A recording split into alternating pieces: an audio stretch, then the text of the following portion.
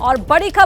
खबर cease fire का ऐलान किया अमेरिकी राष्ट्रपति डोनाल्ड ट्रंप ने सोशल मीडिया पोस्ट पर और अब अमेरिकी चैनल को इंटरव्यू भी दिया है। ईरान इजराइल सीज फायर पर इंटरव्यू में बोले हैं डोनाल्ड ट्रंप, सीज फायर हमेशा जारी रहने की उम्मीद है। जो सवाल हमने भी पूछा था एक्सपर्ट से कि क्या ये सीज फायर हमेशा के लिए है, मध्य पूर्व के लिए बहुत बड़ा दिन है, पूरी दुनिया के लिए ही ये दिन बहुत बड़ा है, ये बात डोनाल्ड ट्रंप ने कही है। बहुत सारे लोग मारे जा रहे थे और ऐसे में मिडिल ईस्ट के लिए बहुत बड़ा दिन है, पूरी दुनिया के लिए ये दिन बहुत बड़ा है। युद्ध से पूरा मिडिल ईस्ट तबाह हो जाता, ये बात डोनाल्ड ट्रंप ने एक इंटरव्यू के दौरान की और कहा कि मैं बहुत खुश हूं जो कि काम पूरा कर पाया। और ये सीज फायर का ऐलान जो किया गया है डोनाल्ड ट्रंप की ओर से, उनका ये कहना है कि ये उम्मीद वो करते हैं कि ये सीज फायर हमेशा के लिए रहेगा, क्योंकि जिस तरह की हिस्ट्री ईरान और इजराइल के बीच में रही है उसको देखते हुए, उस इतिहास को देखते हुए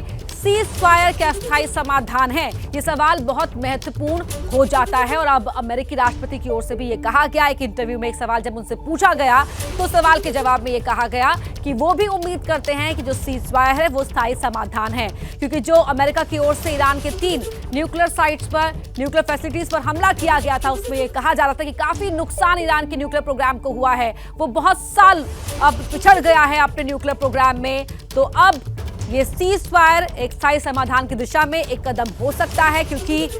सभी को ऐतराज ईरान के न्यूक्लियर प्रोग्राम से ही था। हालांकि ईरान ये दावा करता रहा था कि ये कोई युद्ध की मंशा से नहीं, बल्कि वो आम नागरिकों की बेहतरी के लिए यूरेनियम एनरिचमेंट पर काम कर रहा है। लेकिन यूएन ने कई बार इस बात को लेकर संदेह जाहिर किया कि अपनी न्यूक्लियर फैसिलिटीज पर पूरी तरह से एक्सेस ईरान की ओर से नहीं दिया जाता है, जिस एक्सेस को लेकर पहले सहमति थी, लेकिन वो एक्सेस नहीं दिया गया। और अमेरिकी हमले में ईरान की न्यूक्लियर साइट्स पर काफी नुकसान, बहुत बड़ा नुकसान हुआ ईरान के न्यूक्लियर प्रोग्राम को लेकर, और अब ये सीज फायर एक स्थायी समाधान हो सकता है।